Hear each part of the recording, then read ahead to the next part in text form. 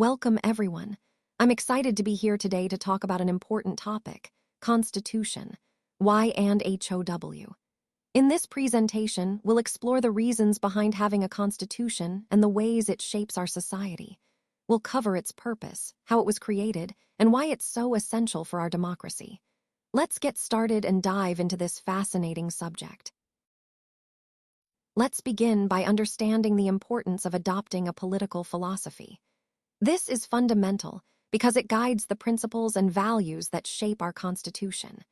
Moving on, we see the role of the committees of the Constituent Assembly and their chairs, which were crucial in drafting and reviewing different sections of the Constitution. Next, we ask ourselves, why do we need a Constitution? Well, a Constitution provides the framework for governance, ensuring stability, justice, and the protection of rights. The objectives of the Indian Constitution are designed to promote justice, liberty, equality, and fraternity among all citizens. Now, focusing on the main federal features of the Indian Constitution, which balance power between the central government and states, ensuring unity while respecting regional diversity. It's also important to understand the functions of a constitution, such as laying down the structure of government, defining the powers of different branches, and safeguarding fundamental rights. We should also look at some important achievements, like establishing a democratic framework and promoting social justice. The nature of the political philosophy embedded in our Constitution reflects values like sovereignty, socialism, secularism, and democracy. Next, the sources of the Indian Constitution include various influences like British, American, and Irish constitutions, which helped shape its unique features. There are also additional committees within the Constituent Assembly and their chairs, playing vital roles in the detailed drafting process. The main features of the Constitution include sovereignty, republicanism, and a parliamentary system, among others. To round off, understanding the meaning of a constitution helps us appreciate its role as the supreme law of the land, guiding the functioning of our nation. All these points are interconnected, forming the foundation of our nation's governance and identity, which is what makes studying the Constitution so vital.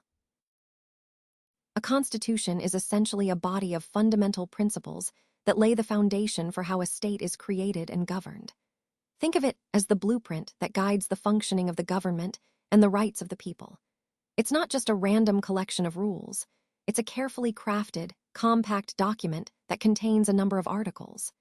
These articles collectively outline the structure of the state, the powers of various branches of government, and the rights and duties of citizens. Understanding the Constitution is key because it embodies the core values and principles that define a nation's identity and ensure its stability and justice. This slide emphasizes that a constitution is both a guide and a safeguard for the functioning of the state, providing clarity and order in governance. The Constitution of India was actually framed by a dedicated group known as the Constituent Assembly. This assembly was established in 1946, which was a crucial year in India's journey towards independence. The formation of this assembly was part of the broader Cabinet Mission Plan of 1946, which aimed to facilitate a smooth transition to self-rule. The Constituent Assembly played a vital role because it brought together representatives from various regions, communities, and backgrounds to draft a document that would serve as the foundation of our nation's governance. Understanding this process helps us appreciate how India's democratic principles were built on collective effort and thoughtful deliberation. It's a key chapter in our history because it set the stage for the birth of the Constitution and, ultimately, the Republic of India we know today. Now, let's take a closer look at the functions of a constitution. First, a constitution helps enable the government to fulfill the aspirations of society. Essentially, it creates the framework within which society can grow and develop in line with what people desire. It also sets the conditions necessary for a society to function effectively. Next, it specifies who holds the decision-making power within the society. This is crucial because it defines the authority and responsibilities of different branches or leaders, ensuring clarity and order. Another key function is expressing the fundamental identity of the people.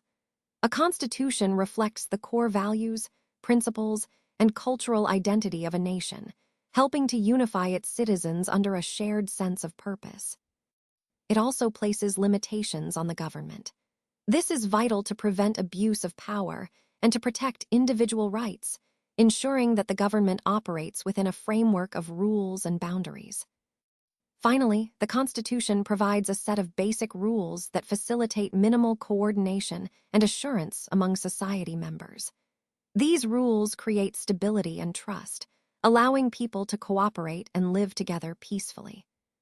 In essence, these functions together form the backbone of a well-structured society, balancing authority, identity, and individual rights to promote harmony and progress.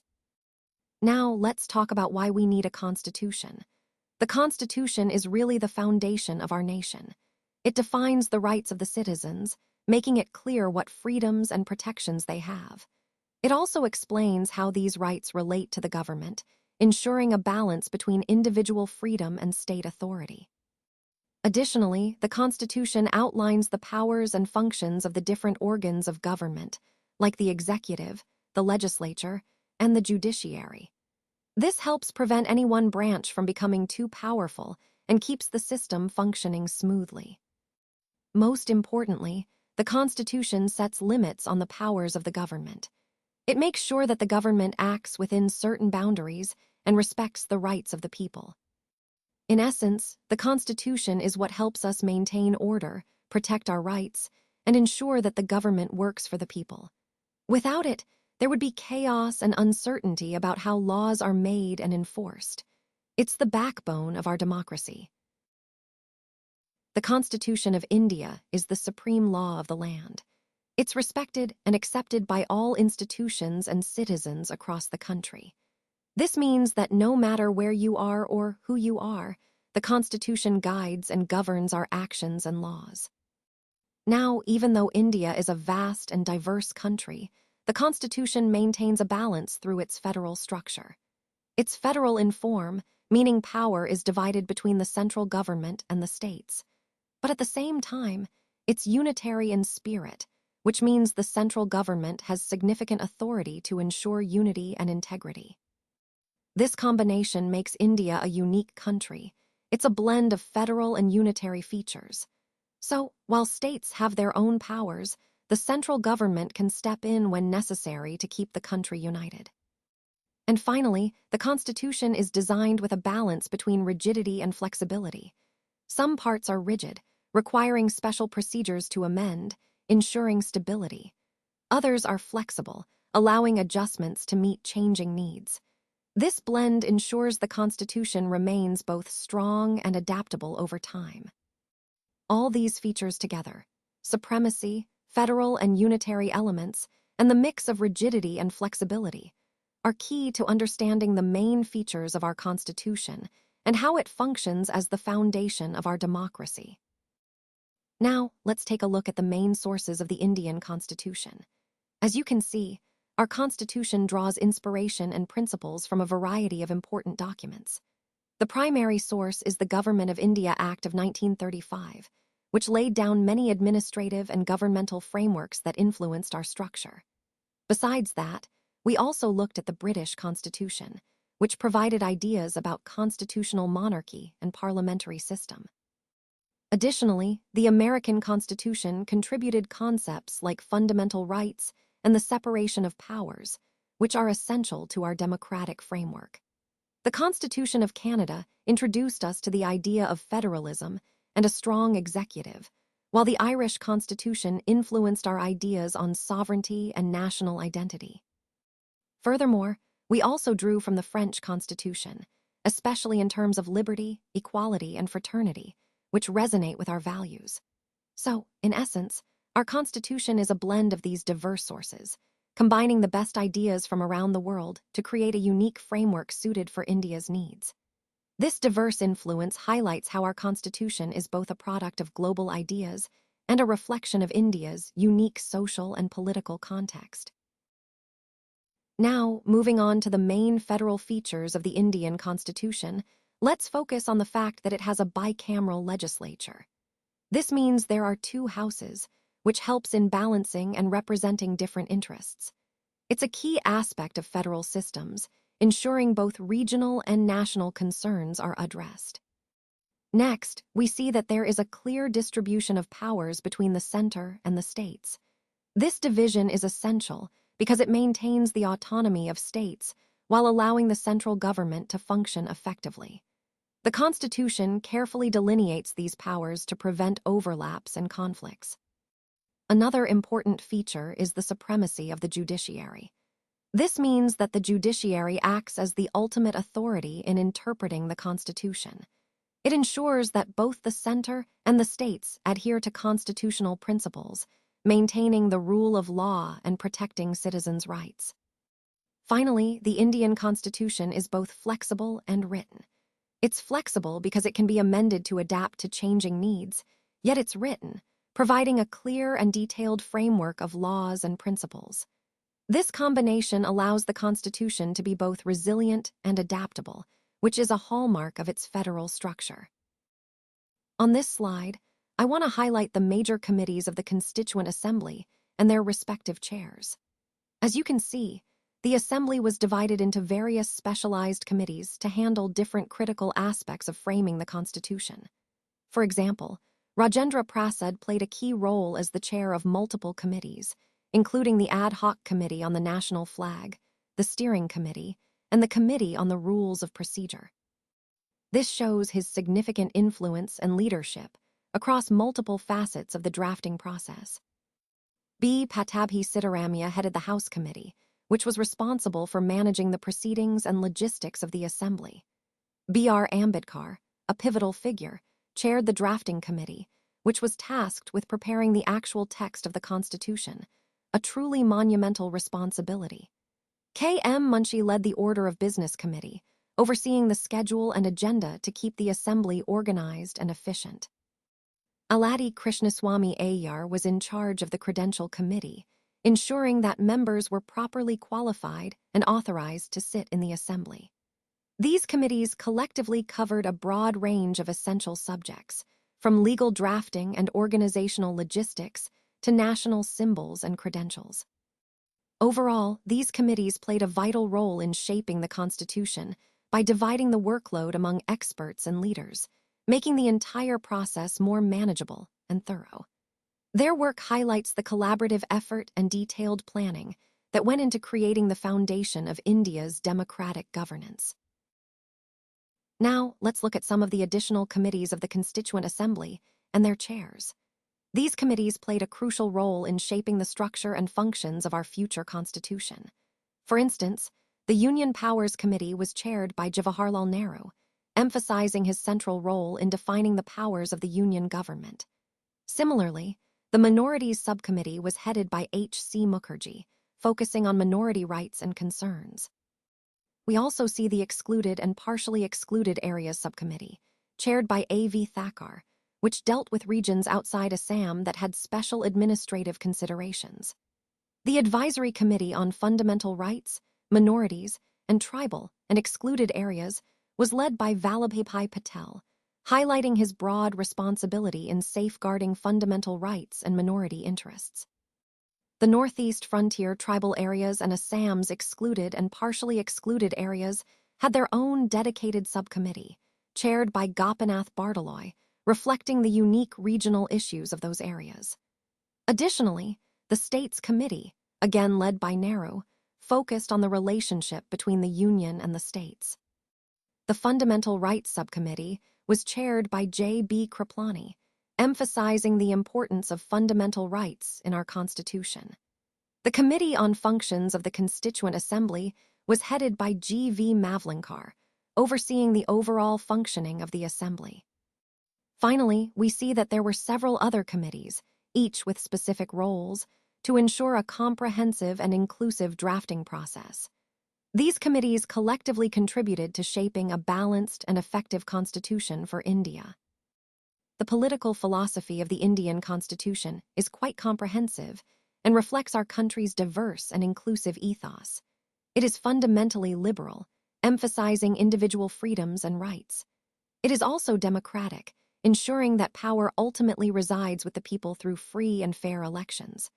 The Constitution promotes egalitarian principles, striving for equality among all citizens, regardless of their background. Secularism is a core value, meaning that the state remains neutral towards all religions, respecting and accommodating religious diversity. The federal structure recognizes the importance of sharing power between the central government and states, allowing for regional autonomy. Additionally, the Constitution remains open to community values, acknowledging the rich cultural tapestry of India. It is sensitive to the needs of religious and linguistic minorities, ensuring their rights are protected. It also addresses the concerns of historically disadvantaged groups, aiming for social justice and upliftment. Ultimately, all these aspects come together with a commitment to building a shared national identity, one that unites us while respecting our differences. This comprehensive political philosophy underpins the entire framework of our nation and guides our collective progress. Let's take a closer look at slide 13, which highlights the objectives of the Indian Constitution. As you can see, it emphasizes the integrity of the nation, which is fundamental to maintaining unity and strength. The slide also lists key values like unity, liberty, fraternity, equality, and justice. These are the guiding principles that shape our nation's identity and governance. Unity, for instance, is essential for fostering a sense of belonging among diverse communities. Liberty ensures individuals have the freedom to think, speak, and act within the bounds of law. Fraternity promotes brotherhood and a sense of brotherhood among all citizens. Equality guarantees that everyone has equal rights and opportunities, regardless of their background. Justice ensures fair treatment and the rule of law. These objectives collectively aim to build a strong, inclusive, and harmonious nation. They reflect the core ideals that the Constitution strives to uphold, connecting back to our overall theme of national integrity and unity. A philosophical treatment of a value is incomplete if we do not provide a detailed justification for it. When we talk about philosophical justification, we're really emphasizing the need to understand the deeper reasons behind the values embedded in the Constitution. To do that effectively, we must have a clearer grasp of the set of ideals that are embedded within it. These ideals are not just abstract concepts. They form the foundation of the Constitution's purpose and principles. Next, it's crucial to understand the conceptual structure of the Constitution itself. By this, I mean we need to analyze how these ideals are organized and interconnected within the document. This helps us see the bigger picture and understand the underlying framework that guides the Constitution's interpretation and application. And this is why studying the philosophy of the Constitution is so important. There's an intrinsic connection between laws and moral values. Laws aren't just rules. They reflect our moral and ethical commitments. To properly interpret and justify laws, we need to adopt a political philosophical approach. This approach allows us to examine the moral and ethical foundations of the legal framework, ensuring that our legal system aligns with broader ideals about justice, fairness, and human dignity. So, in summary, adopting a political philosophical perspective is essential because it helps us deeply understand the principles behind the law, ensuring that our constitutional practices are philosophically sound and morally justified. The sharing in vision or the philosophy of the Constitution is a truly valuable outcome of how the Constitution functions. When we look back to 1950, we see that creating this Constitution was a monumental achievement. It laid down the fundamental principles that guide our nation to this day. But what's equally important, and perhaps more challenging, is keeping alive that philosophical vision. Today, our important achievement is not just in having a constitution, but in ensuring that its core values and vision continue to inspire us and shape our society. Maintaining that connection to the original ideals is what keeps our democracy strong and resilient over time.